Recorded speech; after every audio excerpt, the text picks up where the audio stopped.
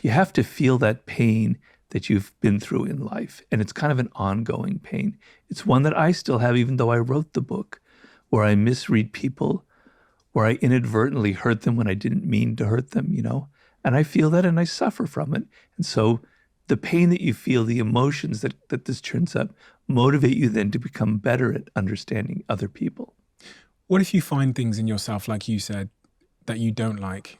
You find narcissism in yourself, you find darkness in yourself. What are we meant to do with that? Are we meant to heal it, resolve it? You're meant to look at it. You're meant to confront it. I have in the book a quote from the great writer Anton Chekhov that people can't begin to change themselves until they know who they are, until they understand themselves, right? So we all want to change. We all want to be better at ourselves. But until we know who we are, until we realize our flaws and our weaknesses. So the main law of human nature, if I could summarize it, is we don't like to look at ourselves. It's always the other person. They're the ones with the problem. They're the ones who are aggressive or passive aggressive. They're the ones who feel envy. They're the ones who are irrational. But me, no, I'm a paragon of virtue. I'm always moral. I'm always good. I'm always smart, etc. So it's the point isn't to beat yourself up and go, damn it, I'm an awful human being. We're all humans, come from the same source. We all have the same ancestors. We all have the same flaws in our brain. It's not like you're exceptional. It's not like you're the one person that doesn't have a narcissism, that doesn't have self-absorption. So realizing that you're connected to all these people, that we all have these flaws and weaknesses, is actually not a bad thing. It's a good thing. And then by examining yourself deeply, you can begin to change some of these things. It's just like I don't go like, oh, damn it, I'm a narcissist. I'm self-absorbed. I think a lot about myself. I love talking about myself, which is something I'm afraid I do like to do, right? The point isn't, I'm just depressed. There's nothing I can do. Once I'm aware of it, I can begin to change it. But if I'm always repressing it, if I'm always thinking, no, I'm good, I don't have those problems, then if you can't see them, how can you change them? How can you deal with them? How can you become a better person? How can you change those qualities that you don't want? One of the most important things in the laws of human nature is that you have patterns, that you are compulsive. It comes from your character, these patterns that you see in your intimate relationships.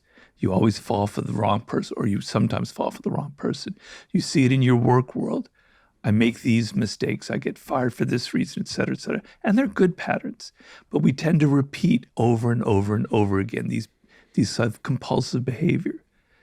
Being aware of these patterns and being aware of these things, you can now you have the power to change them. A lot of people climb the mountain of awareness, and I was thinking about people in my life that have climbed the mountain of awareness, and in my own life, things that I'm aware of, darkness within me that I'm aware of, or challenges or patterns I'm aware of. Taking the next step so I think becoming aware is painful, and then doing something about it is difficult.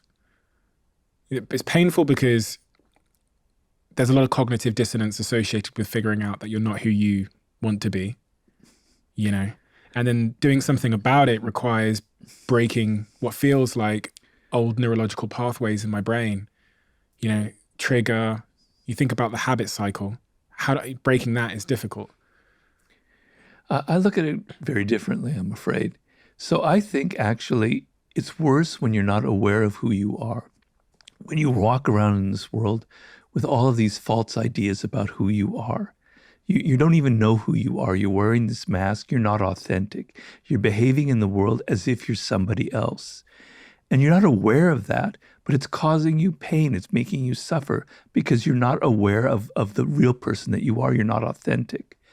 And coming to terms with some of these dark qualities is actually a very enlightening experience. It actually can be euphoric. You go, I am an animal.